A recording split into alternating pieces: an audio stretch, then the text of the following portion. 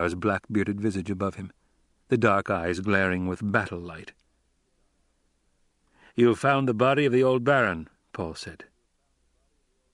A hush of the person settled over Stilgar. "How could you know?" he whispered. "We just found the body in that great pile of metal the Emperor built." Paul ignored the question, seeing Gurney return accompanied by 2 Fremen who supported a captive Sardaukar. "Here's one of them, my lord," Gurney said. He signed to the guard to hold the captive 5 paces in front of Paul. The Sardaukar's eyes, Paul noted, carried a glazed expression of shock. A blue bruise stretched from the bridge of his nose to the corner of his mouth. He was of the blond, chisel-featured cast, the look that seemed synonymous with rank among the Sardaukar, yet there were no insignia on his torn uniform except the gold buttons with the imperial crest and the tattered braid of his trousers. "I think this one's an officer, my lord," Gurney said. Paul nodded, said, "I am the Duke Paul Atreides. Do you understand that, man?" The Sardaukar stared at him, unmoving. "Speak up," Paul said, "or your emperor may die." The man blinked, swallowed. "Who am I?" Paul demanded. "You are the Duke Paul Atreides," the man husked. He seemed too submissive to Paul. But then the Sardaukar had never been prepared for such happenings as this day. They'd never known anything but victory, which, Paul realized, could be a weakness in itself. He put that thought aside for later consideration in his own training program.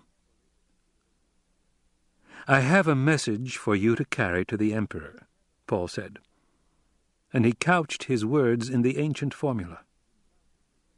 "I, a duke of a great house, an imperial kinsman, give my word of bond under the convention. If the Emperor and his people lay down their arms and come to me here, I will guard their lives with my own." Paul held up his left hand with the ducal signet for the Sardaukar to see. "I swear it by this."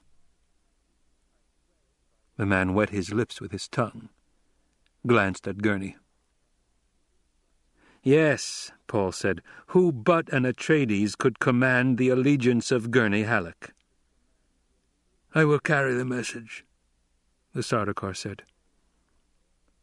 "Take him to our forward command post and send him in," Paul said. "Yes, my lord." Gurney motioned for the guard to obey and led them out.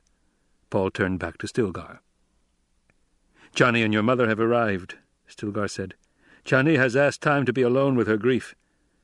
The Reverend Mother sought a moment in the weirding room, I know not why." "My mother's sick with longing for a planet she may never see," Paul said, "where water falls from the sky, and plants grow so thickly you cannot walk between them." "Water from the sky," Stilgar whispered.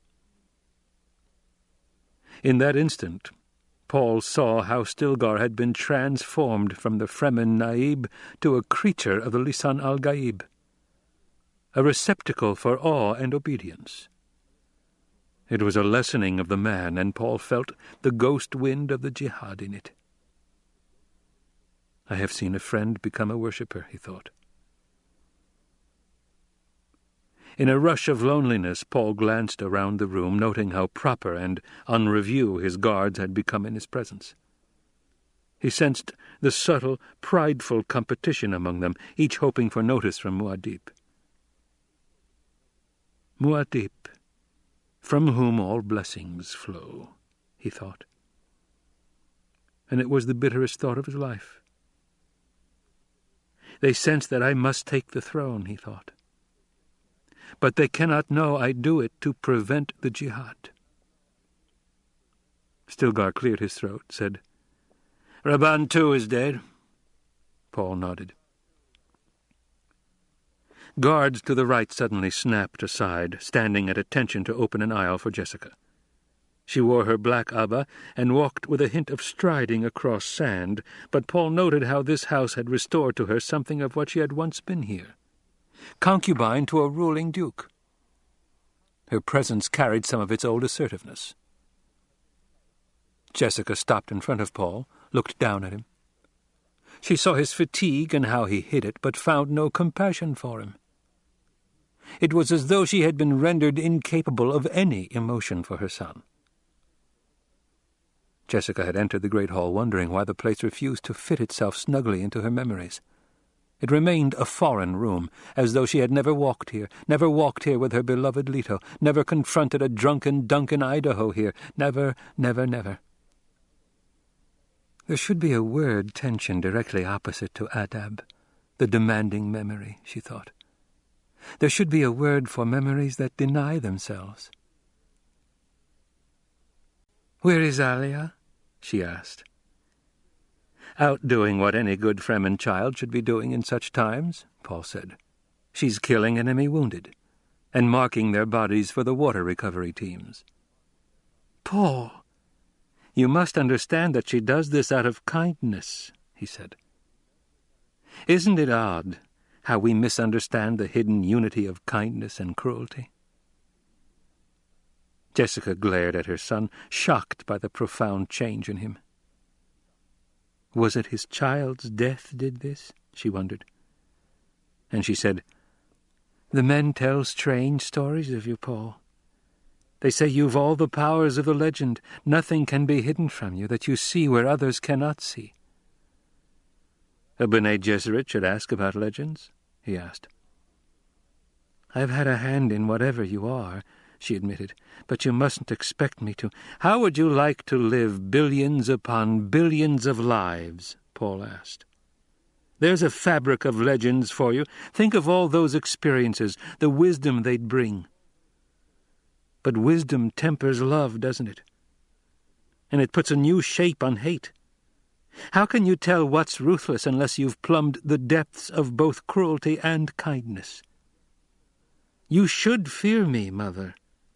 I am the Kwisatz Haderach." Jessica tried to swallow in a dry throat. Presently she said, "Once you denied to me that you were the Kwisatz Haderach." Paul shook his head. "I can deny nothing any more." He looked up into her eyes. "The Emperor and his people come now. They will be announced any moment. Stand beside me. I wish a clear view of them. My future bride will be among them." "Paul," Jessica snapped, "don't make the mistake your father made." "She's a princess," Paul said. "She's my key to the throne. And that's all she'll ever be. Mistake? You think because I'm what you made me that I cannot feel the need for revenge?" "Even on the innocent?" she asked, and she thought, "He must not make the mistakes I made." "There are no innocent any more," Paul said. "Tell that to Chani," Jessica said, and gestured toward the passage from the rear of the residency. Chani entered the great hall there, walking between the Fremen guards as though unaware of them. Her hood and stillsuit cap were thrown back, face mask fastened aside. She walked with a fragile uncertainty as she crossed the room to stand beside Jessica. Paul saw the marks of tears on her cheeks. She gives water to the dead. He felt a pang of grief strike through him, but it was as though he could only feel this thing through Chani's presence. "He is dead, beloved," Chani said. "Our son is dead." Holding himself under stiff control, Paul got to his feet. He reached out, touched Chani's cheek, feeling the dampness of her tears. "He cannot be replaced," Paul said. "But there will be other sons. It is Usul who promises this." Gently he moved her aside, gestured to Stilgar. "Muad'Dib," Stilgar said. "They come from the ship, the Emperor and his people," Paul said. "I will stand here. Assemble the captives in an open space in the center of the room. They will be kept at a distance of 10 meters from me unless I command otherwise." "As you command, Muad'Dib." As Stilgar turned to obey, Paul heard the awed muttering of Fremen guards. You see, he knew. No one told him, but he knew. The Emperor's entourage could be heard approaching now, his Sardaukar humming one of their marching tunes to keep up their spirits. There came a murmur of voices at the entrance, and Gurney Halleck passed through the guard, crossed to confer with Stilgar, then moved to Paul's side, a strange look in his eyes. Will I lose Gurney too? Paul wondered. The way I lost Stilgar, losing a friend to gain a creature? "They have no throwing weapons," Gurney said. "I've made sure of that myself." He glanced around the room, seeing Paul's preparations. "Feyd-Rautha Harkonnen is with them. Shall I cut him out?" "Leave him." "There are some guild people, too, demanding special privileges, threatening an embargo against Arrakis. I told them I'd give you their message." "Let them threaten." "Paul!" Jessica hissed behind him. "He's talking about the guild." "I'll pull their fangs presently," Paul said. And he thought then about the guild, the force that had specialized for so long that it had become a parasite, unable to exist independently of the life upon which it fed. They had never dared grasp the sword, and now they could not grasp it. They might have taken Arrakis when they realized the error of specializing on the melange awareness spectrum narcotic for their navigators. They could have done this, lived their glorious day, and died. Instead, they'd existed from moment to moment, hoping the seas in which they swam might produce a new host when the old one died. The guild navigators, gifted with limited prescience, had made the fatal decision. They'd chosen always the clear, safe course that leads ever downward into stagnation. Let them look closely at their new host, Paul thought. "There's also a Bene Gesserit Reverend Mother who says she's a friend of your mother," Gurney said. "My mother has no Bene Gesserit friends." Again Gurney glanced around the great hall, then bent close to Paul's ear. "Thufir Hawat's with him, my lord. I had no chance to see him alone, but he used our old hand signs to say he's been working with the Harkonnens, thought you were dead, says he's to be left among him." "You left Thufir among those—" "He wanted it, and I thought it best if there's something wrong, he's where we can control him. If not, we've an ear on the other side."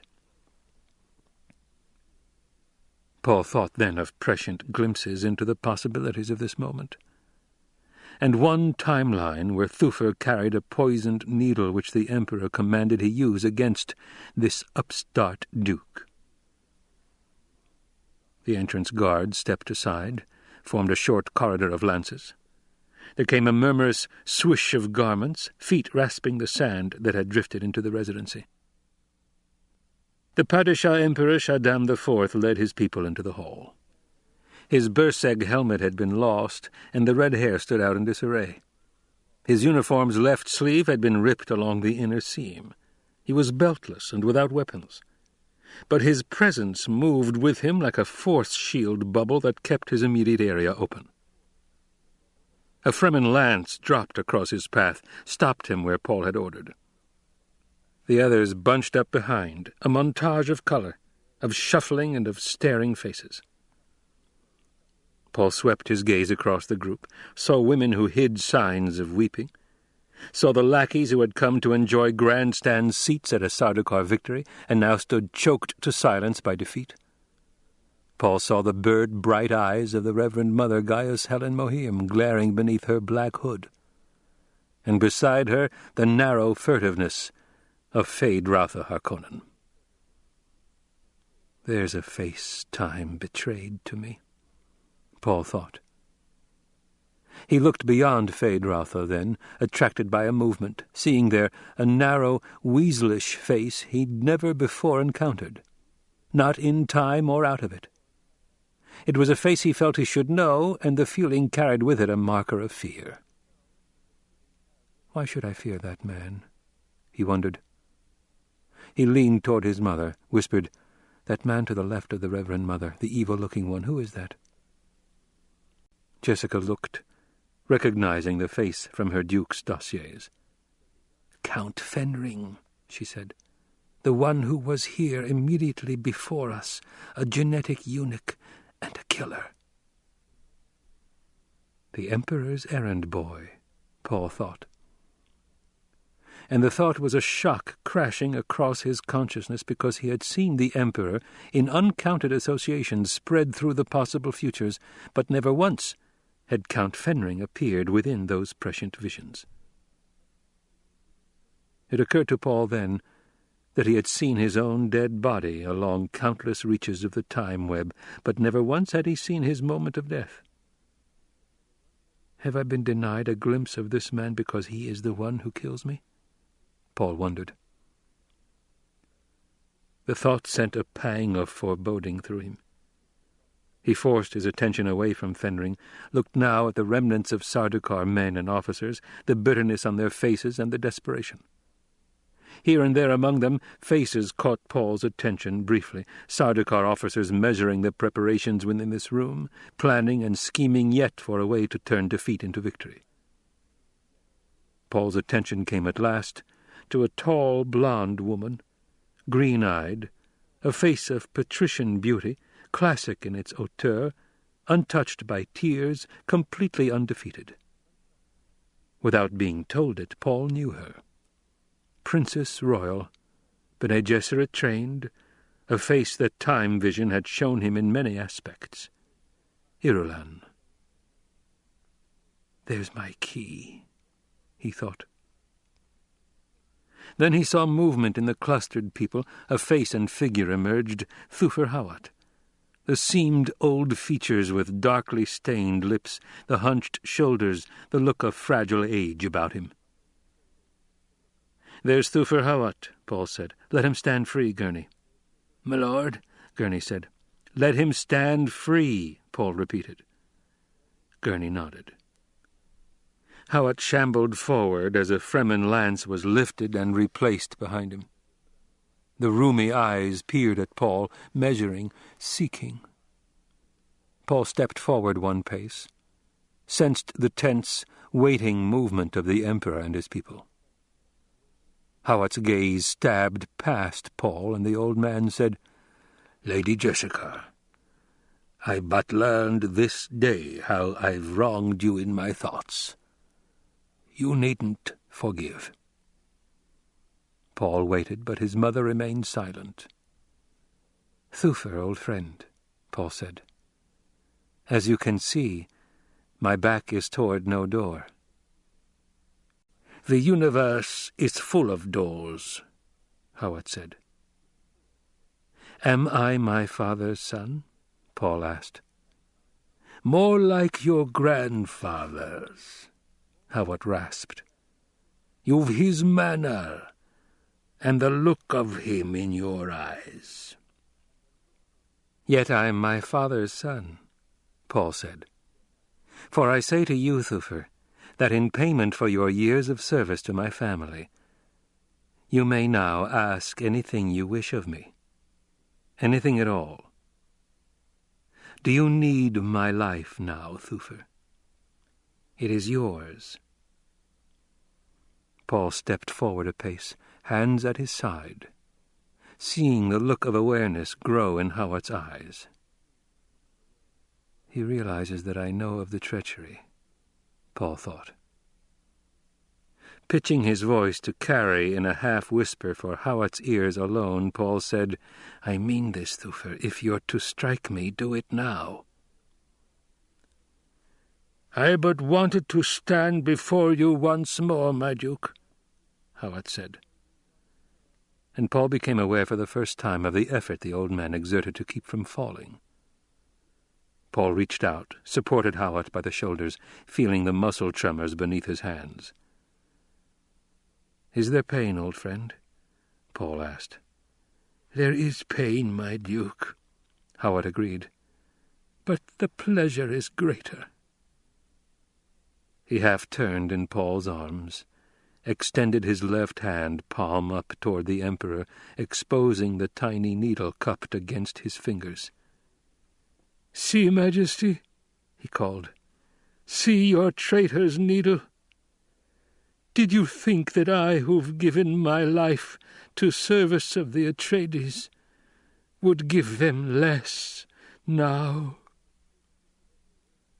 Paul staggered as the old man sagged in his arms, felt the death there, the utter flaccidity. Gently Paul lowered Hawat to the floor, straightened and signed for guardsmen to carry the body away. Silence held the hall while his command was obeyed. A look of deadly waiting held the Emperor's face now.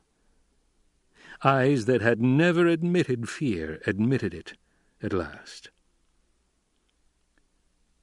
"Majesty," Paul said, and noted the jerk of surprised attention in the tall Princess Royal. The words had been uttered with the Bene Gesserit controlled atonals, carrying in it every shade of contempt and scorn that Paul could put there.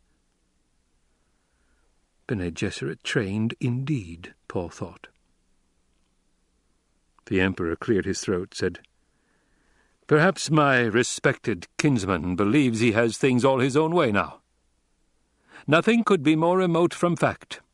You have violated the convention, used atomics against—" "I used atomics against a natural feature of the desert," Paul said.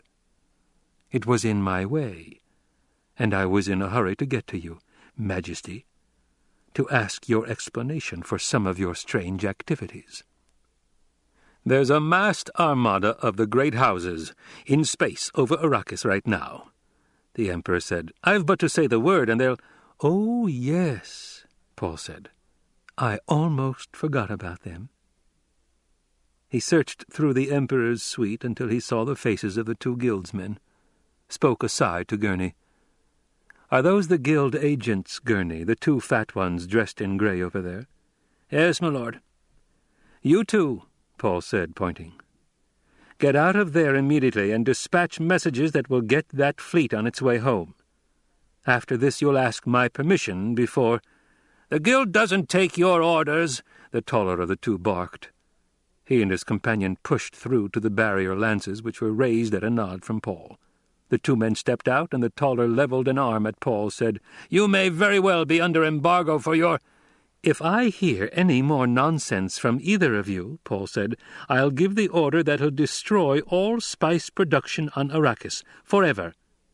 "Are you mad?" the tall guildsman demanded. He fell back half a step. "You grant that I have the power to do this thing, then?" Paul asked. The guildsmen seemed to stare into space for a moment, then, "Yes, you could do it, but you must not." "Ah," Paul said, and nodded to himself. "Guild navigators, both of you, eh?" "Yes," the shorter of the pair said. "You would blind yourself, too, and condemn us all to slow death. Have you any idea what it means to be deprived of the spice liquor once you're addicted?" "The eye that looks ahead to the safe course is closed forever," Paul said. "The guild is crippled. Humans become little isolated clusters on their isolated planets. You know, I might do this thing out of pure spite. Or out of ennui."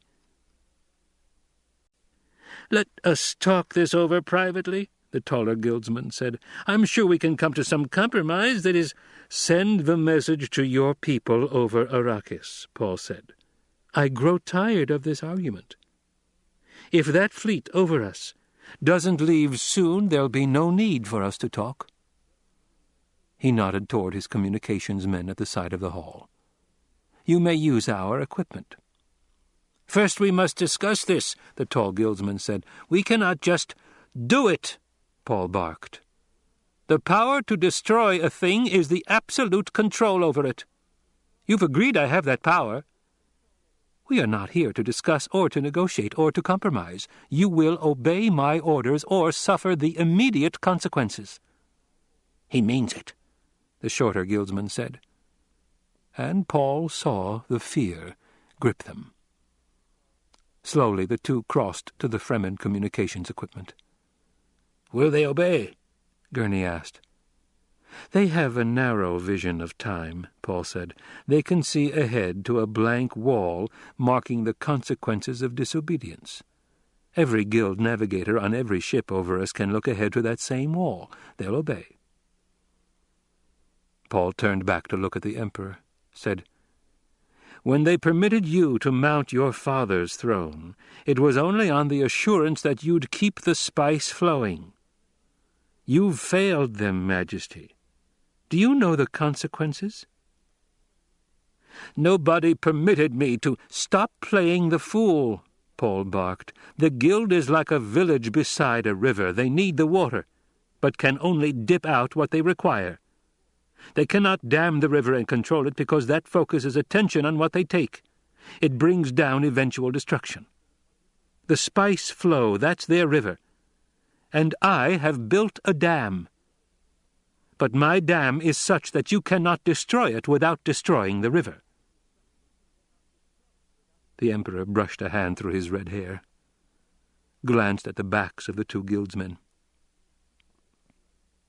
"Even your Bene Gesserit truth-sayer is trembling," Paul said. "There are other poisons the Reverend Mothers can use for their tricks, but once they've used the spice liquor, the others no longer work." The old woman pulled her shapeless black robes around her, pressed forward out of the crowd to stand at the barrier lances. "Reverend Mother Gaius Helen Mohiam," Paul said. "It has been a long time since Caladan, hasn't it?" She looked past him at his mother, said, "Well, Jessica, I see that your son is indeed the one. For that you can be forgiven even the abomination of your daughter." Paul stilled a cold, piercing anger, said, "You've never had the right or cause to forgive my mother anything." The old woman locked eyes with him. "Try your tricks on me, old witch," Paul said. "Where's your Gom Jabbar? Try looking into that place where you dare not look. You'll find me there staring out at you." The old woman dropped her gaze. "Have you nothing to say?" Paul demanded. "I welcomed you to the ranks of humans," she muttered. "Don't besmirch that." Paul raised his voice. "Observe her, comrades. This is a Bene Gesserit Reverend Mother, patient in a patient cause. She could wait with her sisters 90 generations for the proper combination of genes and environment to produce the one person their schemes required. Observe her. She knows now that the 90 generations have produced that person. Here I stand. But I will never do her bidding." "Jessica!" the old woman screamed. "Silence him!" "Silence him yourself," Jessica said. Paul glared at the old woman. "For your part in all this, I could gladly have you strangled," he said. "You couldn't prevent it." He snapped as she stiffened in rage. "But I think it better punishment that you live out your years, never able to touch me or bend me to a single thing your scheming desires." "Jessica, what have you done?" the old woman demanded. "I'll give you only one thing," Paul said. "You saw part of what the race needs, but how poorly you saw it. You think to control human breeding and intermix a select few according to your master plan. How little you understand of what—" "You mustn't speak of these things," the old woman hissed. "Silence!" Paul roared. The words seemed to take substance as it twisted through the air between them under Paul's control. The old woman reeled back into the arms of those behind her, face blank with shock at the power with which he had seized her psyche. "Jessica," she whispered. "Jessica!" "I remember your Gom Jabbar," Paul said. "You remember mine. I can kill you with a word." The Fremen around the hall glanced knowingly at each other. Did the legend not say, "And his word shall carry death eternal to those who stand against righteousness"? Paul turned his attention to the tall Princess Royal standing beside her Emperor father. Keeping his eyes focused on her, he said, "Majesty, we both know the way out of our difficulty." The Emperor glanced at his daughter, back to Paul. "You dare! You! An adventurer without family, a nobody from—" "You've already admitted who I am," Paul said. "Royal kinsman, you said."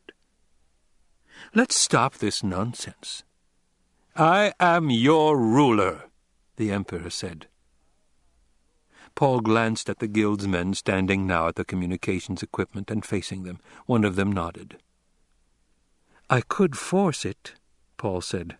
"You will not dare," the Emperor grated. Paul merely stared at him. The Princess Royal put a hand on her father's arm. "Father," she said, and her voice was silky soft, soothing. "Don't try your tricks on me," the Emperor said. He looked at her. "You don't need to do this, daughter. We've other resources that—" "But here's a man fit to be your son," she said. The old Reverend Mother, her composure regained, forced her way to the Emperor's side, leaned close to his ear and whispered. "She pleads your case," Jessica said. Paul continued to look at the golden-haired princess. Aside to his mother, he said, "That's Irulan, the oldest, isn't it?" "Yes." Chani moved up on Paul's other side, said, "Do you wish me to leave, Muad'Dib?" He glanced at her. "Leave? You'll never again leave my side." "There's nothing binding between us," Chani said. Paul looked down at her for a silent moment, then, "Speak only truth with me, my Sihaya." As she started to reply, he silenced her with a finger to her lips. "That which binds us cannot be loosed," he said.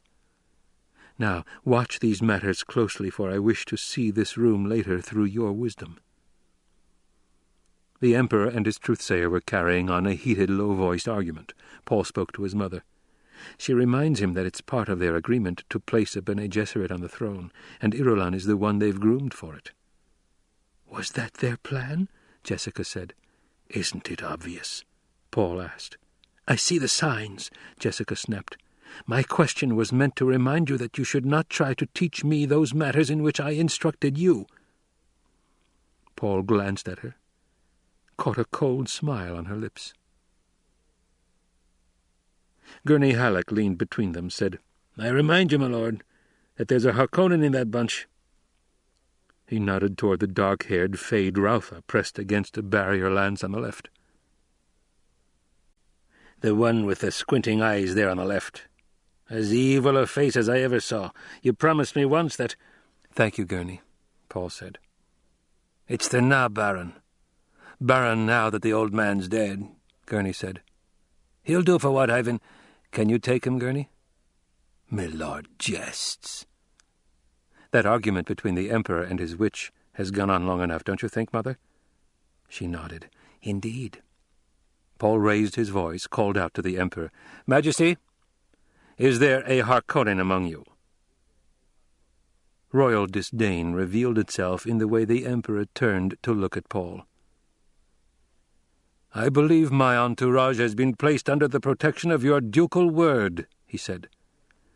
"My question was for information only," Paul said. "I wish to know if a Harkonnen is officially a part of your entourage, or if a Harkonnen is merely hiding behind a technicality out of cowardice." The Emperor's smile was calculating.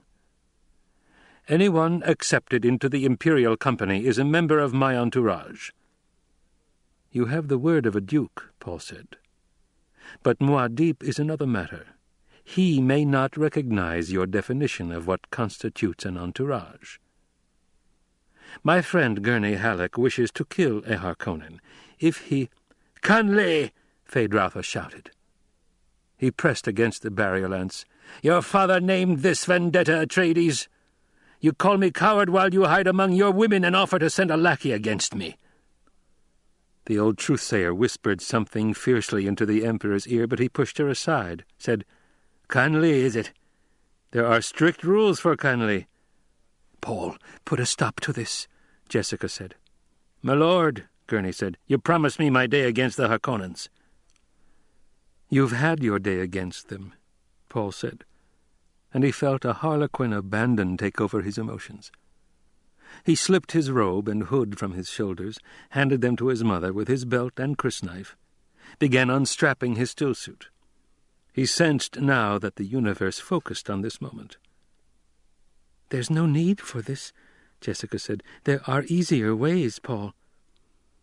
Paul stepped out of his stillsuit, slipped the crysknife from its sheath in his mother's hand. I know, he said. Poison, an assassin, all the old familiar ways.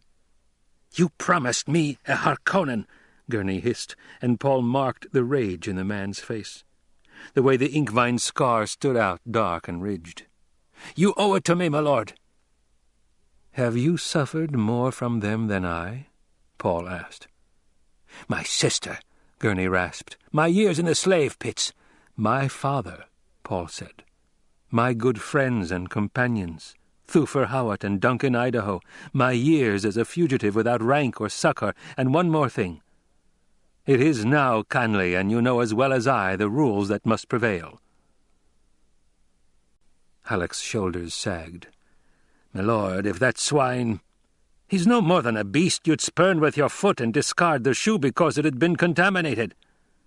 Call in an executioner if you must, or let me do it, but don't offer yourself to... Muad'Dib need not do this thing, Chani said. He glanced at her, saw the fear for him in her eyes. But the Duke Paul must, he said. This is a Harkonnen animal, Gurney rasped. Paul hesitated on the point of revealing his own Harkonnen ancestry. Stopped at a sharp look from his mother, said merely, But this being has human shape, Gurney, and deserves human doubt. Gurney said, If he so much as... Please stand aside, Paul said. He hefted the crysknife, pushed Gurney gently aside. Gurney, Jessica said. She touched Gurney's arm. He's like his grandfather in this mood. Don't distract him. It's the only thing you can do for him now. And she thought, Great Mother, what irony. The Emperor was studying Feyd-Rautha, seeing the heavy shoulders, the thick muscles. He turned to look at Paul, a stringy whipcord of a youth. Not as desiccated as the Arrakeen natives, but with ribs there to count, and sunken in the flanks so that the ripple and gather of muscles could be followed under the skin. Jessica leaned close to Paul, pitched her voice for his ears alone. One thing, son. Sometimes a dangerous person is prepared by the Bene Gesserit, a word implanted into the deepest recesses by the old pleasure-pain methods. The word sound most frequently used is Uroshnor. If this one's been prepared, as I strongly suspect, that word uttered in his ear will render his muscles flaccid, and... I want no special advantage for this one, Paul said. Step back out of my way. Gurney spoke to her. Why is he doing this? Does he think to get himself killed and achieve martyrdom? This Fremen religious prattle, is that what clouds his reason? Jessica hid her face in her hands, realizing that she didn't know fully why Paul took this course. She could feel death in the room and knew that the changed Paul was capable of such a thing as Gurney suggested. Every talent within her focused on the need to protect her son, but there was nothing she could do. "Is it this religious prattle?" Gurney insisted. "Be silent," Jessica whispered, "and pray." The Emperor's face was touched by an abrupt smile. "If Feyd-Rautha Harkonnen, of my entourage, so wishes," he said, "I relieve him of all restraint and give him freedom to choose his own course in this." The Emperor waved a hand toward Paul's Fedaykin guards. "One of your rabble has my belt and short blade. If Feyd-Rautha wishes it, he may meet you with my blade in his hand." "I wish it," Feyd-Rautha said, and Paul saw the elation on the man's face. He's overconfident, Paul thought. There's a natural advantage I can accept. "Get the Emperor's blade," Paul said. and watched as his command was obeyed. "Put it on the floor there." He indicated a place with his foot. "Clear the Imperial rabble back against the wall and let the Harkonnen stand clear." A flurry of robes, scraping of feet, low-voiced commands and protests accompanied obedience to Paul's command. The guildsmen remained standing near the communications equipment. They frowned at Paul in obvious indecision. "They're accustomed to seeing the future," Paul thought. "In this place and time they're blind, even as I am." And he sampled the time winds, sensing the turmoil, the storm nexus that now focused on this moment place. Even the faint gaps were closed now. Here was the unborn jihad he knew. Here was the race consciousness that he had known once as his own terrible purpose. Here was reason enough for a Kwisatz Haderach or a Lisan al-Gaib or even the halting schemes of the Bene Gesserit. The race of humans had felt its own dormancy, sensed itself grown stale, and knew now only the need to experience turmoil in which the genes would mingle and the strong new mixtures survive. All humans were alive as an unconscious, single organism in this moment, experiencing a kind of sexual heat that could override any barrier. And Paul saw how futile were any efforts of his to change any smallest bit of this. He had thought to oppose the jihad within himself, but the jihad would be. His legions would rage out from Arrakis even without him. They needed only the legend he already had become. He had shown them the way, given them mastery even over the guild, which must have the spice to exist. A sense of failure pervaded him, and he saw through it that Feyd-Rautha Harkonnen had slipped out of the torn uniform, stripped down to a fighting girdle with a male core. This is the climax, Paul thought. From here the future will open, the clouds part onto a kind of glory, and if I die here, they'll say I sacrificed myself that my spirit might lead them. And if I live, they'll say nothing can oppose Muad'Dib. "Is the Atreides ready?" Feyd-Rautha called, using the words of the ancient kindly ritual. Paul chose to answer him in the Fremen way. "May thy knife chip and shatter." He pointed to the Emperor's blade on the floor, indicating that Feyd-Rautha should advance and take it. Keeping his attention on Paul, Feyd-Rautha picked up the knife, balancing it a moment in his hand to get the feel of it. Excitement kindled in him. This was a fight he had dreamed about, man against man, skill against skill, with no shields intervening. He could see a way to power opening before him, because the Emperor surely would reward whoever killed this troublesome duke. The reward might even be that haughty daughter and a share of the throne, and this yokel duke, this back-world adventurer, could not possibly be a match for a Harkonnen trained in every device and every treachery by 1,000 arena combats. And the yokel had no way of knowing he faced more weapons than a knife here. "Let us see if you're proof against poison," Feyd-Rautha thought. He saluted Paul with the Emperor's blade, said, "Meet your death, fool!" "Shall we fight, cousin?" Paul asked. And he cat-footed forward, eyes on the waiting blade, his body crouched low with his own milk-white crysknife pointing out as though an extension of his arm. They circled each other, bare feet grating on the floor, watching with eyes intent for the slightest opening. "How beautifully you dance," Feyd-Rautha said. He's a talker, Paul thought.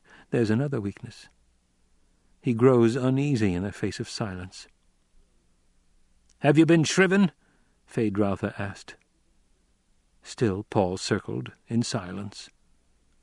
And the old Reverend Mother, watching the fight from the press of the Emperor's suite, felt herself trembling. The Atreides youth had called the Harkonnen cousin. It could only mean he knew the ancestry they shared, easy to understand because he was the Kwisatz Haderach. But the words forced her to focus on the only thing that mattered to her here. This could be a major catastrophe for the Bene Gesserit breeding scheme. She had seen something of what Paul had seen here, that Feyd-Rautha might kill but not be victorious. Another thought, though, almost overwhelmed her. Two end products of this long and costly program faced each other in a fight to the death that might easily claim both of them. If both died here, that would leave only Feyd-Rautha's bastard daughter, still a baby, an unknown, an unmeasured factor, and Alia the abomination. "Perhaps you have only pagan rites here," Feyd-Rautha said. "Would you like the Emperor's truth-sayer to prepare your spirit for its journey?" Paul smiled, circling to the right, alert, his black thoughts suppressed by the needs of the moment. Feyd-Rautha leaped, feinting with right hand, but with the knife shifted in a blur to his left hand. Paul dodged easily, noting the shield-conditioned hesitation in Feyd-Rautha's thrust. Still, it was not as great a shield conditioning as some Paul had seen, and he sensed that Feyd-Rautha had fought before against unshielded foes. "Does an Atreides run or stand and fight?" Feyd-Rautha asked. Paul resumed his silent circling. Idaho's words came back to him, the words of training from the long-ago practice floor on Caladan. "Use the first moments in study. You may miss many an opportunity for quick victory this way, but the moments of study are insurance of success. Take your time, and be sure." "Perhaps you think this dance prolongs your life a few moments," Feyd-Rautha said. "Well and good." He stopped the circling, straightened. Paul had seen enough for a first approximation. Feyd-Rautha led to the left side, presenting the right hip as though the mailed fighting girdle could protect his entire side. It was the action of a man trained to the shield and with a knife in both hands. Or... And Paul hesitated. The girdle was more than it seemed. The Harkonnen appeared too confident against a man who'd this day led the forces of victory against Sardaukar legions. Feyd-Rautha noted the hesitation, said, "Why prolong the inevitable? You but keep me from exercising my rights over this ball of dirt." If it's a flip dart, Paul thought, it's a cunning one. The girdle shows no signs of tampering. "Why don't you speak?" Feyd-Rautha demanded. Paul resumed his probing circle, allowing himself a cold smile at the tone of unease in Feyd-Rautha's voice, evidence that the pressure of silence was building. "You smile, eh?" Feyd-Rautha asked. And he leaped in mid-sentence. Expecting the slight hesitation, Paul almost failed to evade the downflash of blade, felt its tip scratch his left arm. He silenced the sudden pain there, his mind flooded with realization that the earlier hesitation had been a trick, an overfeint. Here was more of an opponent than he had expected. There would be tricks within tricks within tricks. "Your own Thufir Hawa taught me some of my skills," Feyd-Rautha said. "He gave me first blood. Too bad the old fool didn't live to see it." And Paul recalled that Idaho had once said, "Expect only what happens in the fight. That way you'll never be surprised." This ends Disc 19. Dune, Disc 20. Again the two circled each other, crouched, cautious.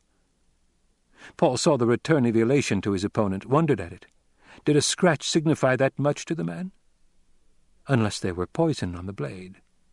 But how could there be? His own men had handled the weapon, snooped it before passing it.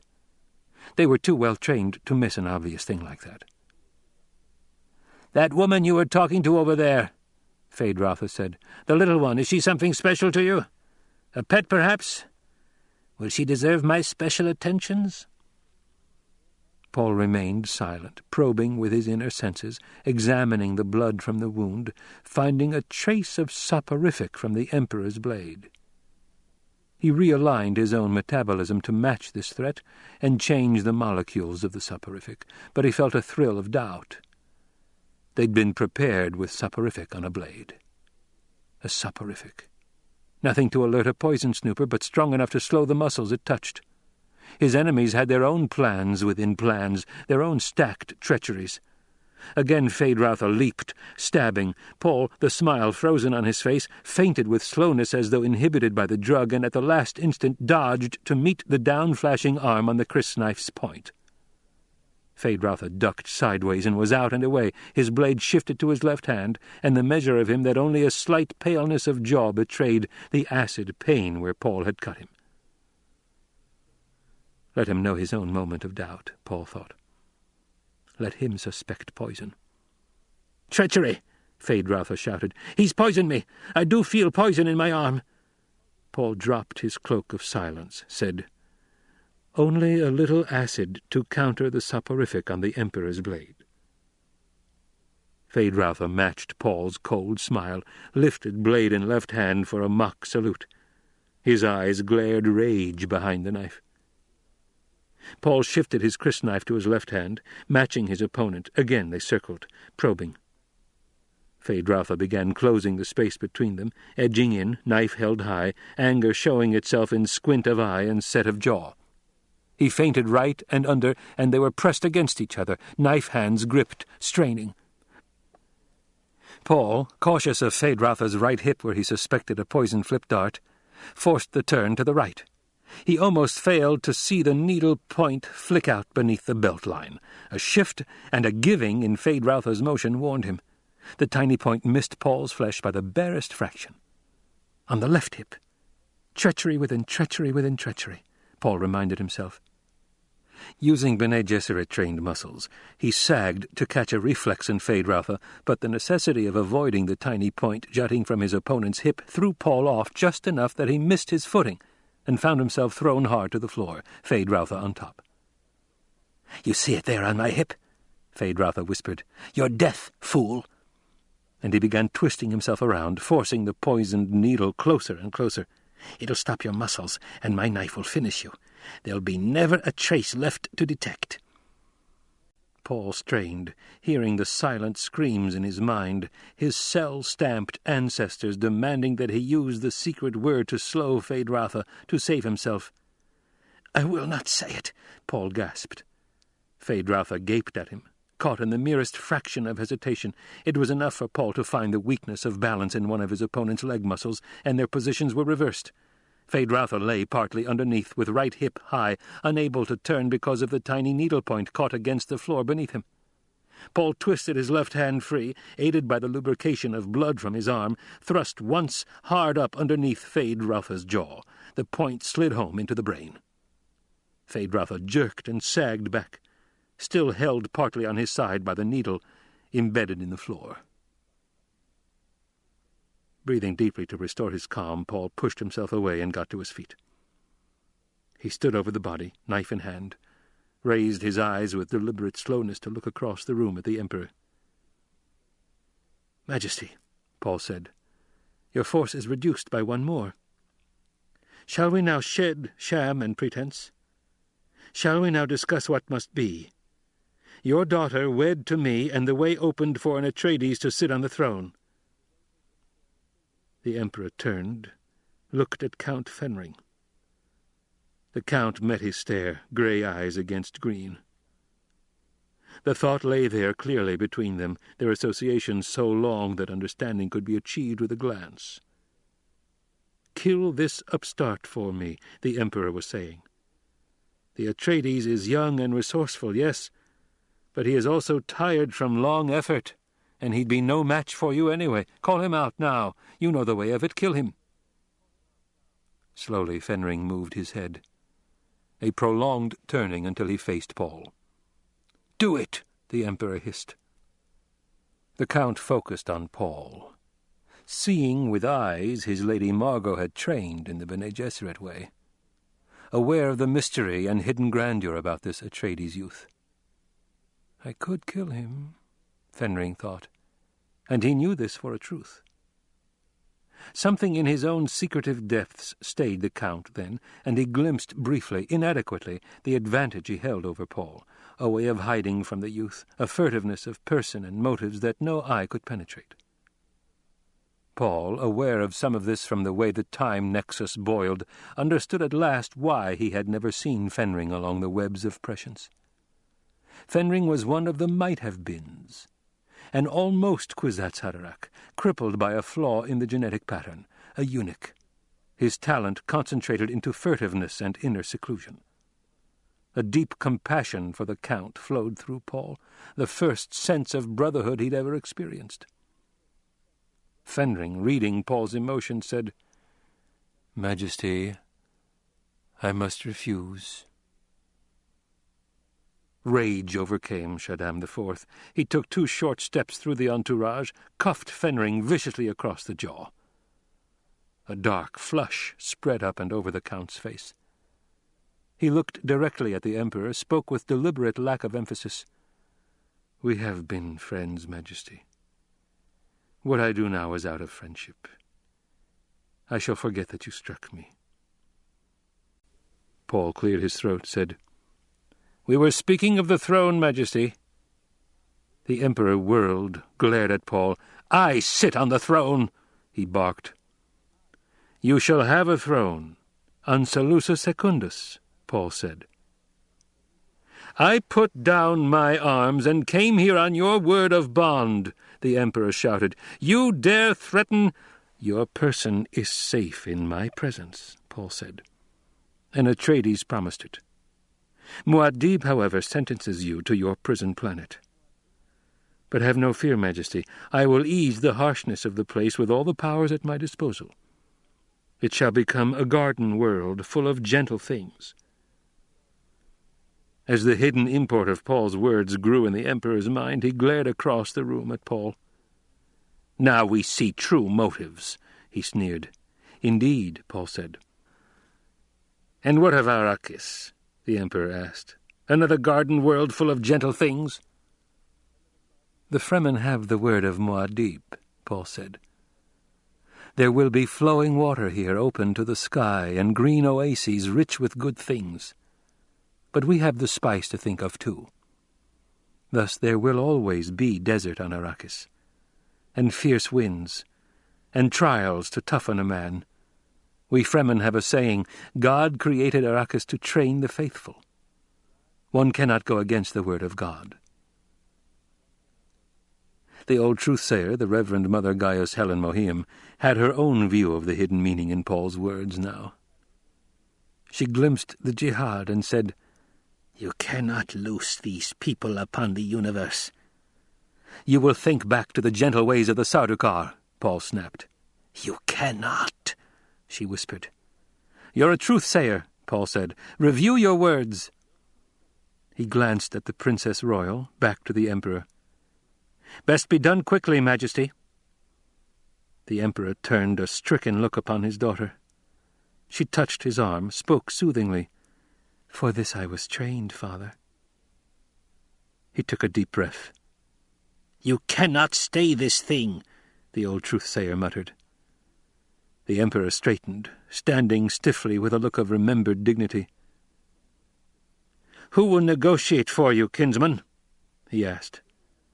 Paul turned, saw his mother, her eyes heavy-lidded, standing with Chani in a squad of Fedaykin guards. He crossed to them, stood looking down at Chani. "I know the reasons," Chani whispered. "If it must be, Usul." Paul, hearing the secret tears in her voice, touched her cheek. "My Sihaya need fear nothing, ever," he whispered. He dropped his arm, faced his mother. "You will negotiate for me, Mother, with Chani by your side. She has wisdom and sharp eyes. And it is wisely said that no one bargains tougher than a Fremen. She will be looking through the eyes of her love for me, and with the thought of her sons-to-be, what they will need. Listen to her." Jessica sensed the harsh calculation in her son, put down a shudder. "What are your instructions?" she asked. "The Emperor's entire Choam Company holdings as dowry," he said. "Entire?" She was shocked, almost speechless. "He is to be stripped. I'll want an earldom and Choam directorship for Gurney Halleck, and him in the fief of Caladan. There will be titles and attendant power for every surviving Atreides man, not excepting the lowliest trooper." "What of the Fremen?" Jessica asked. "The Fremen are mine," Paul said. "What they receive shall be dispensed by Muad'Dib. It'll begin with Stilgar as governor on Arrakis, but that can wait." "And for me?" Jessica asked. "Is there something you wish?" "Perhaps Caladan," she said, looking at Gurney. "I'm not